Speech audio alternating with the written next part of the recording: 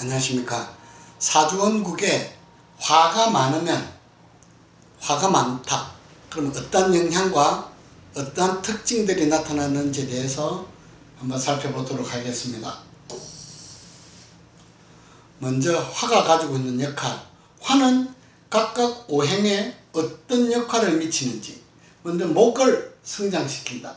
목생화, 화의 의미도 있지만 화는 생명을 자라게 해주는 역할을 지니고 있다. 또한 토를 단단하게 한다. 토가 단단해야지 이 목이 크게 장성할 수 있도록 한다는 의미입니다. 그리고 금은 아직 만들어지지 않은 기물로 본다면은 화의 역할로 인해서 금을 단련 또는 하련해서 어떻게 금이 쓰여질지 금의 모양을 갖추어 준다는 의미입니다. 그리고 화의 역할이 있어야 하듯이 양의 역할이 있었다면 반대로 수는 음의 역할이라고 본다면 음양, 즉 수와 화의 기재를 해야 되는데 수를 맑게 따뜻하게 온난하게 해서 토를 적시고 금을 빛나게 하고 목을 성장하게 해줄 수 있도록 그것이 화가 먼저 수에게 베풀어줘야 할 역할입니다. 화라고 하면은 천간에 투출하는 병화, 정화 이외에도 지지에는 사화, 오화 그리고 미토, 술토가 있지만 미토와 술토는 각각 토의 여기와 고지로서 화를 다 갖고 있습니다. 그리고 이 인목은 목의 기를 가지고 있지만 내 안에는 병화, 화의 장생지가 들어있기 때문에 화로서는 아주 왕성한 화라고 할 수 있습니다. 사주원국에 화가 많다는 의미는 이러한 오행들이 중첩되어 나타나 있다고 보시면 됩니다. 오행은 서로와의 관계를 이렇게 맺게 됩니다. 목생화 또한 화생토, 토생금, 금생수 그리고 화는 금을 단련시키고 수를 적시고 목을 성장시키는 이런 역할이 각각의 역할이 있기 마련인데 사주원국에 화의 역할이 이제 강해져 버리면은 상대적으로 토를 비롯해서 목, 금, 수에 미치는 영향이 각각 나타나게 된다는 의미입니다. 이럴 때 어떤 역할이 나타나는지 그리고 이런 경우에는 개운법에서 어떻게 활용하는 것이 맞느냐 오늘 알고자 하는 것들은 그런 내용들입니다. 먼저 화가 많아져 버리게 되면은 이제 원래 화는 목을 성장시키는 역할이 있지만 오히려 목을 태워버린다. 목의 역할이 없어진다는 의미입니다. 화일간으로 본다면 목은 인성, 뭔가 노력, 공부, 인내라고 볼 수 있는데 목이 타버렸다는 것은 그러한 쪽으로 역할을 못한다는 것이죠. 굉장히 급한 성정이 나타나겠죠. 차분하지 못하다. 목의 역할은 어릴 때로 친다면 공부도 되고 인내력이 될 텐데 그러한 역할이 없어진다. 또한 이것은 건강으로도 이어질 수 있다. 건강으로 살피는 방법까지 함께 봐야 된다는 겁니다. 그리고 이 화가 강해지면은 이 토는 원하든 원치 않든 이 토가 원하지 않더라도 화가 강해진다는 것은 화라는 것은 토를 생하는 화생토의 본연의 역할이 있기 때문에 자연적으로 토는 강해집니다. 이 토가 강해졌다는 말은 토가 뜨겁게 달궈져서 메말라 터졌다는 말입니다. 이 뜨거운 땅에서 목이 자랄 수 없듯이 화가 강해지면 가장 먼저 나타나는 것이 토가 함께 강해진다는 겁니다. 토가 강해짐으로 인해서 당연히 그 땅에서는 생명이 자랄 수 없다. 목이 자랄 수 없는 환경이 됩니다. 화가 강해짐으로 인해서 토가 강해지니 토에서 생하는 금 자체도 녹아버렸다. 금은 적당히 단련하고 하련해서 그 모양, 그 쓰임을 찾아줘야 되는데 화가 왕성하게 되면 금을 녹여버리는 금룡이 되어버리니 금은 물러져서 쓸 바가 없다라고 볼 수 있습니다. 근데 화가 또 많아지면은 오히려 수라는 역할은 화를 견제하고 서로 수화기제를 해야 되는데 밸런스가 화에 치우쳤다. 특히 화가 강해지면 토가 강해진다고 말씀드렸습니다. 그러니까 화토가 수를 극을 해버리게 되니까 물 또한 수 또한 바짝 말라버리는 이런 형상이 된다는 의미입니다. 화가 각각 오행의 역할이 미치는 역할이 공급하는 역할이 있었듯이 반대로 화가 왕해짐으로 인해서 왕성해짐으로 인해서 나머지 오행들에게는 뭔가 치명적인 손상을 입힌다는 의미입니다. 여기서 화가 많다는 의미는 그럼 무슨 말이냐? 화가 많다는 것은 병화, 정화, 그리고 지지에서 사화, 오화, 미토술토, 그 다음에 인목이 이런 것들이 중첩되어 있다는 건데, 이것은 비견이라는 것은 일간과 같은 의견, 그 다음에 겁재라는 것은 다른 의견. 뭔가 많은 것들이 모여있다. 이것은 이견이 많다.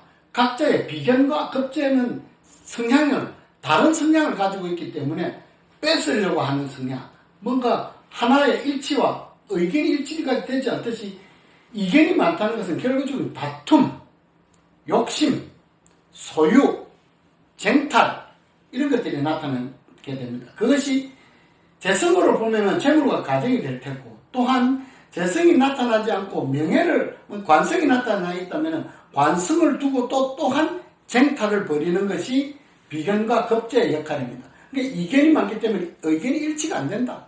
그러니까 다툼, 욕심이 많아진다. 재물을 자꾸 갖고 싶어 한다. 가정을 자꾸 갖고 싶어 한다. 그리고 하나에 만족하지 못한다. 또 다른 재물, 또 다른 가정, 뭔가 또 다른 명예, 굉장히 불화를 의미하는 겁니다. 일치가 안 된다.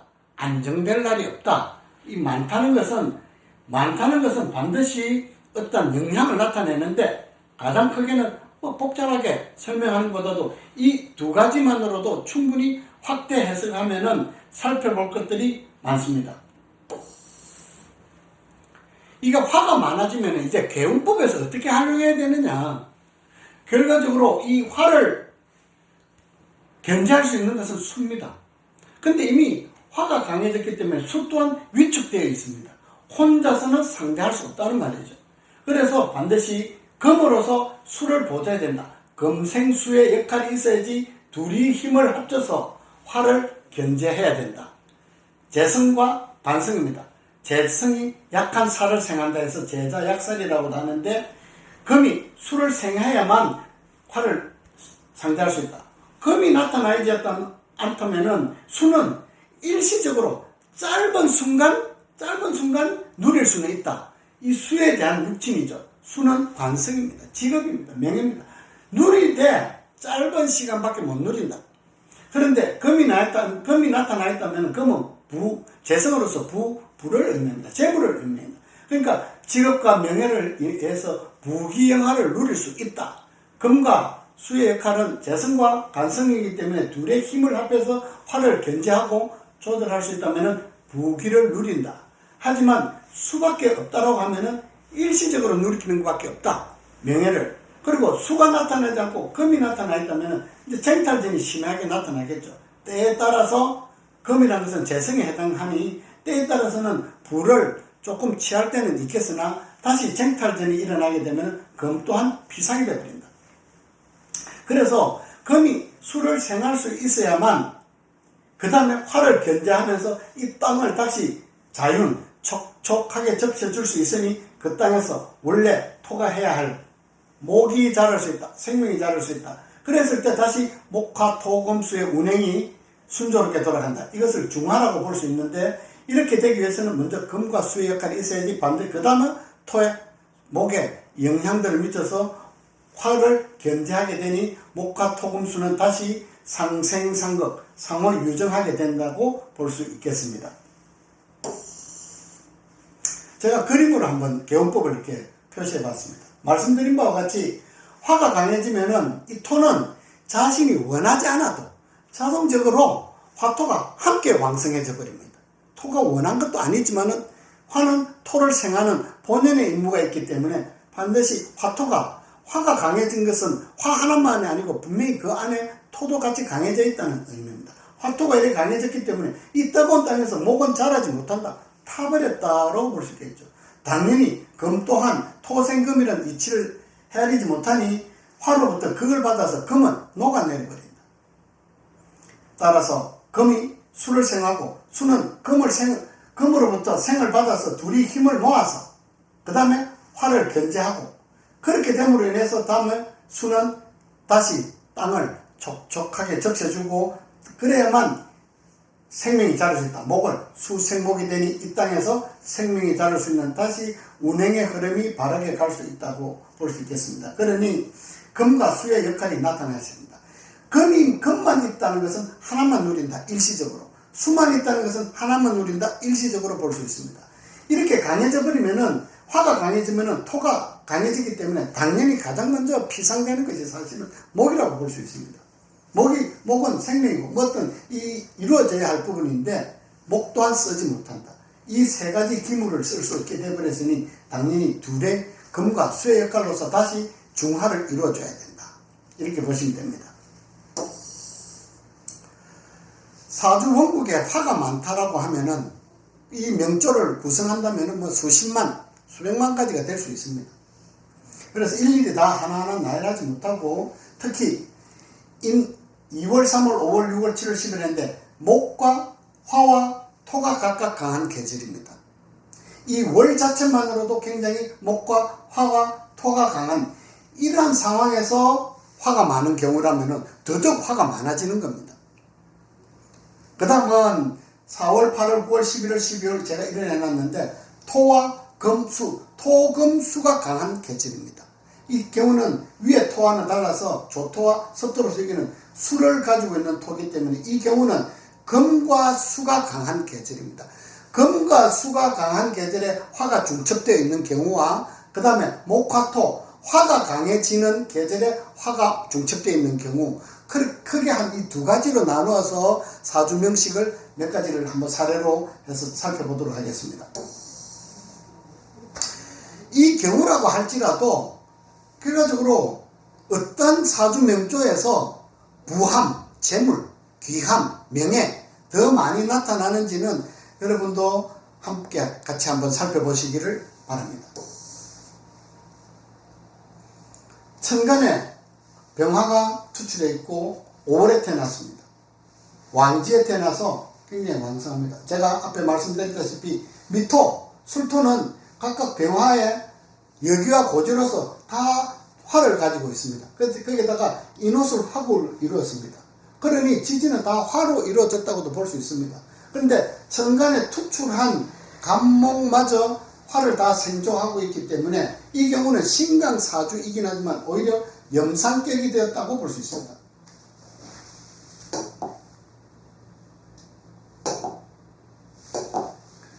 그러니 화가 아주 강해진 경우입니다. 화가 강해졌기 때문에 염상격으로 돌아왔는데 염상격이 될 수 있는 이유 중에 하나는 또 화를 거스르지 않는, 화를 거스르는 금과 수가 원국에 나타나 있지 않습니다. 따라서 염상격으로서 화토에 따르는 운에서 발복은 하게 된다고 볼 수 있습니다. 하지만 이미 이 기물, 가장 중요한 간목이 이렇게 타버린 현상입니다. 이미 간목이 화가 강해지면은 이 간목은 목생화가 아닌 화다 목분, 오히려 목은 타버린 겁니다. 생의 의미가 크게 없다는 의미죠. 이걸 놓고 본다면은 귀함보다는 불을 쫓아가는 경우인데 불을 쫓는다 하더라도 토가 이미 조토로서 섭토가 아닌 조토의 역할이기 때문에 불을 취한다 하더라도 그렇게 크다라고는 볼 수 없겠습니다. 물론 행운이 마땅하다면 조금 더 여유는 있겠으나 전체적인 격국의 형상만으로 보면은 그렇다는 겁니다. 제가 여기서 대운을 기재하지 않았기 때문에 저는 이 사주 명조만으로 말씀드리는 겁니다. 나중에 개운에서 어떻게 찾아갈 것이냐. 자, 이 경우라고 하면은 금과 수를 만나는 것이 오히려 불리하게 됩니다. 염상격으로서 종강격으로서 염상, 즉 왕신이 화가 됐기 때문에 금을 만나게 되면 쟁제를 해버리고 쟁탈을 해서 금을 노려버리고 금을 극제해버리니 화가 치미는 것이고 오히려 수가 들어오게 되면 왕자 충발이 되어버리겠죠. 왕자 충발이 돼서 금과 수를 쓸 수 없다는 겁니다. 마찬가지로 목 또한 쓸 수가 없다는 겁니다. 이미 왕성한데 거기다가 땔감을 더해 본들 의미가 없단 말이죠. 인성의 역할을 누리지 못한다라고 볼 수 있겠습니다. 인성의 역할을 누리지 못하기 때문에 귀함이 더욱더 작아지는 이유라고 볼 수 있습니다. 정화일간이 4월에 태어났습니다. 지지에는 사화를 3개나 깔아두었습니다. 당연히 덕령 덕지 않고 덕세까지 했기 때문에 일주는 신강합니다. 제가 화가 강해지면은 덩달아 강해지는 것이 토가 강해진다고 했습니다. 일간이 강해졌으니 토로 설계하면 되겠다라고 하지만 화토가 다 강해졌습니다. 화가 이 기토는 천간에 떠 있는 기토는 이미 불바다가 되어 있는 형상이기 때문에 화를 설계하는 역할이 없습니다. 근데 다행히 이 실지에 들어있는 축토는 같은 식신으로 토지만 섭을 축장하고 있다. 물을 축장하고 있다는 의미입니다. 그러니 이 왕성한 화를 누버려뜨리면서 금을 생하는 식신생재격이 되었습니다. 특히 축토 속에는 개신기, 일주의 식재관이 다 들어있습니다. 이걸 쓸 수 있다면 부귀와 영화를 함께 누릴 수 있다는 의미가 됩니다. 더욱 좋아 보이는 것은 이 상황에서 이렇게 비금이 많이 중첩이 되어버리면은 이 신금을 두고 쟁합을 벌이는 것 때문에 나타나서 신금이 쓰일 수가 없는데, 다행인 것은 사축, 합을 이루어서 금국을 이루면서 축토를 진금을 생하게 되었으니 이 한자의 묘함이 크다. 사주에서 이렇게 뚜렷한 용심, 뚜렷한 쓰임의 글자가 있다는 것은 크게 때를 맞으면 크게 발복을 한다는 의미와도 같이 볼 수 있습니다. 용신이 유력하고 용신이 아주 모든 오행의 정중앙에서 왕성한 화의 기운을 얼마든지 설계하면서 금을 보호하고 있는 모습이기 때문에 용신의 역할로는 아주 뛰어난 경우라고 할 수 있겠습니다. 다음은 천간에 병정화가 투출했고 오화입니다. 제가 말씀드렸다시피 임목과 미토는 다 화를 따라가는 존재들입니다. 그러니까 일주가 극강하게 되었습니다. 그런데 다행히 천간에 임수가 투출했는데, 임수는 진토, 자기의 묘지에 고지에 뿌리를 두었기 때문에 수 또한 화를 상대하기에는 어느 정도 근을 갖추고 어느 정도 능력을 갖췄다고 볼 수 있습니다. 이 경우는 이제 이런 경우에 이제 부기를 어떻게 보느냐. 이 사주의 병은 물론 화가 몰려있기 때문에 화가 사주의 지병임에는 틀림없습니다. 그런데 이 필요없는 인목이 같이 생하고 있기 때문에 사주의 병은 오히려 인목이 되었는데, 병은 있으나 이걸 극해주는 임수에 생조하게 되는 재성, 인성이 병이면 재성이 나타나서 인성을 극하면서 관성을 생해준다면 병을 치료하는 병약용신과 억부용신을 동시에 겸하게 되니 부와 기를 다 얻어갈 수 있는 명조라고 할 수 있는데, 금이 나타나지 않았습니다. 즉 재성이 나타나지 않아서 순수하게 임수 홀로 진토에 의지해서 이 왕성한 화를 대적하고 있기 때문에 귀는 누린다. 직업의 명예는 누린다. 하지만 부를 얻어가기에는 만족스럽지 못하다고 볼 수 있겠습니다. 부귀영화를 누리는 데 있어서는 반드시 오행의 이러한 역할로 두고서 함께 살펴보는 것이 더욱더 이렇게 조금 더 세분화시켜 볼 수 있는 것들이라고 할 수 있겠습니다. 다음은 천간에 병화가 이렇게 세 개 보입니다. 인호술 화국을 이뤘기 때문에 화의 세력이 굉장히 강해진 경우입니다. 밑에서 더군다나 삼합을 이루었다는 것은 이 천간에 무엇이 나타난다 하더라도 이 세 개를 감당할 능력이 못 된다. 그래서 아주 왕성한 화가 되었습니다. 천간에 임수가 2개 추출했지만 하나는 휴수되어 버렸고 하나는 절각이 되어서 절지에 앉아 있습니다. 임수의 쓰임이 아주 부족하게 됐는데 신금이 나타나서 임수의 장생입니다. 또한 재성입니다. 그래서 재성이 관성을 생하는 제자약살의 형성을 지녔기 때문에 행운이 마땅하다면 부와 귀를 함께 얻을 수 있다. 더더욱 좋은 것은 이 신금이 임목을 같이 견제해주는 역할까지 있기 때문에 부귀를 얻어가는 데 있어서는 이 명조도 앞에서 한번 설명할 때 축토를 용신은 쓰는 경우와 마찬가지로 한번 귀함을, 부를 기대해 볼 수 있는 그런 사주라고 할 수 있겠습니다. 병화 2개, 지지에는 오화 2개, 그리고 간목까지도 병화를 생하고 있으니 화의 무리는 5개입니다. 이제 앞의 경우에서는 화가 왕성한 계절, 제가 목이 화, 토에 태어난 노래를 봤다면 이제는 금수가 강한 계절로 해서 한번 살펴보겠습니다. 병화가 신월에 태어났습니다. 즉 가을이라는 의미입니다. 신령을 했습니다. 근데 화를 따르는 무리까지 치면 화를 5개라고 볼 수 있고 금은 3개입니다. 근데 이 경우는 신약사주가 되었다는 거죠.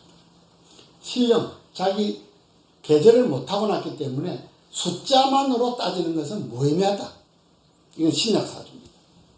신약사주로서 재성이 강한, 오히려 재다 신약의 사주라고, 재강신청, 물론 이게 일주를 돕는 비급이 있기 때문에 아주 재다라고는 볼 수 있겠지만 재강 신약 사주라고도 할 수 있겠습니다. 재성은 강한데 일주는 약하다. 근데 이렇게 되면은 일주를 돕는 간목의 역할이 있어야 되는데, 인성의 역할을 기대해 봐야 되는데, 인성은 자기 스스로 생을 하기 이전에 타버렸다는 거죠. 그러면 인성의 역할이 없어졌다는 의미입니다. 인성을 용신이 되지 못하기 때문에 비급으로서 용신으로 써야 되는데, 천간에 투출한 병화는 서로 신금을 두고 쟁합을 벌이고 있는 상황이기 때문에 귀함이 크게 누리지 못하고 오히려 이제 부를 쫓아가야 되는데, 부마저도 쟁합, 쟁탕을 벌이고 있다. 물론 행운에서 마땅하다면 이 큰 재물의 범위는 다 가져올 수 있겠지만, 행운이 반대로 금수로 흘렀을 때는 부와 재물에 대한 걱정이 많이 따르는 경우라고 볼 수 있습니다. 이 경우는 개해, 병진, 정축, 병화입니다. 천간에 화가 3개, 지지가 하나 받쳐주고 있고, 그러니까 곧 화는 4개, 토는 2개, 수가 2개입니다. 당연히 화가 많은 경우입니다. 그러면 신강이라 볼 수 있느냐? 이 경우는 매우 신약사주가 됩니다. 신령한 가운데 일간이 실제에서 그것도 설기, 아무리 화에 이 축토와 진토를 빼고 본다면은 이 화는 왕성한 무리를 이루고 있습니다. 그런데 진토와 축토는 이 왕성한 화의 열기를 싹 빼내버린다. 빛을 어둡게 만든다는 거죠. 뭔가 극제를 하는 것보다도 오히려 이 축토와 진토의 설기에 의해서 화의 빛이 반짝반짝 빛나야 할 화의 열기는 다 힘을 잃어버린 경우라고 할 수 있습니다. 거기다가 개수가 지지에 해수를 통근해서 투출해가지고 화를 극제하고 있기 때문에 극무교가 설기도 심한 데다가 극제까지 강하게 되었다. 그런 면에서 당연히 신약사주가 됐으니 용신을, 인성을 꺼내고 싶은데 외관으로는 투출하지 않았습니다. 하지만 이 해수는 간목을 소장하고 있고, 해수는 간목의 장생지입니다. 해 중에 들어있는 간목을 용하게 되니 토를 소토하게 됐고, 관성을 끌어안아서 반인 상생까지 하고 있는 모습으로 본다면 해 중에 들어있는 간목을 인출하는 목화운에서 크게 발복할 수 있는 운이라고 볼 수 있습니다. 특히 목운에서 토를 소토하게 되니 재물이 풍족해지는 경우라고 볼 수 있겠습니다. 천간에 병화, 정화가 4개나 추출했습니다. 앞에는 4개였지만 이번에는 5개입니다. 숫자로 따지면 뭐 이것도 당연히 신강이라고 봐야 되겠죠. 하지만 마찬가지로 이 경우도 신령, 실지, 식재는 식신과 재성, 반성은 강한 반면에 화는 이렇게 투출했지만 자기를 돕는 일간이, 인성이 나타나지 않기 때문에 신약사주입니다. 신약사주인데 목을 용신으로 쓰고 싶은데 목이 나타나 있지 않습니다. 따라서 이 경우도 비겁을 용신으로 써야 되기 때문에 하는 일이 겨우 설계하는 힘을 조금 줄여주고, 그 다음에 재성을 취하게 되니 재물을 갖는다 하더라도 인성이 나타나 있지 않는 경우로 앞의 경우와 비교했을 때는 확연하게 차이를 나타내는 부기에 있어서는 반드시 구분해야 할 정도의 차이를 가지고 있습니다. 이 경우는 병화가 축월에 태어난 경우입니다. 마찬가지로 화는 5개의 무리를 이루고 있습니다. 제가 앞에 말씀드렸다시피 이 축토와 진토는 한 글자만 나타나 있더라도 이 열기를 충분히 빨아들이기도 설계하고 화의 기세를 누그러뜨리는 큰 역할을 하는 오행들입니다. 진토와 축토는. 근데 하물며 2개가 나타나 있습니다. 이 토들은 결과적에는 천간에 추천한 편제가 자기 절지에 앉아서 상당히 위태로운 상황이 있지만, 진토와 축토가 있음으로 인해서 오히려 화의 기세들을 다 땡겨와가지고 식신생재를 하러 갔는데 일간이 5개나 무리를 이루고 있지만은 이 기세를 충족하지 못한다. 오히려 일간이 약하다는 의미죠. 그런데 일간으로서는 인성, 즉 간목이 나타나지 않기 때문에 일간을 감당하기는 쉽지는 않다. 그러니 비겁을 써서 용신으로 써야 되기 때문에 일시적인 뭔가 유지하는 정도에 있겠으나 뭔가 쌓여가는 재물, 축적하는 재물로 범위로 본다면 조금 부족한 경우라고도 볼 수 있겠습니다. 이상과 같이 사주원국에서 화가 많다고 하지만 여러 가지 면조를 제가 설명을 드릴 수 있겠지만 전체적으로 오늘은 화가 강한 계절에서 화가 많은 경우, 반대로 화의 역할이 작은 가운데서 금수가 강한 계절에 화가 많은 경우, 이 경우로 크게 제가 나누어서 한번 살펴봤습니다. 그러니 사주에 오행이 많다, 같은 오행이 많다고 해서 반드시 강하다, 약하다는 의미보다는 이렇게 됐을 때는 앞에 제가 설명했는 화가 많아져 보면은 욕심, 쟁탈, 소유, 다툼, 승부, 의견이 일치 안 되는 이런 것들이 많이 나타나는 경우라고 할 수 있겠습니다. 감사합니다.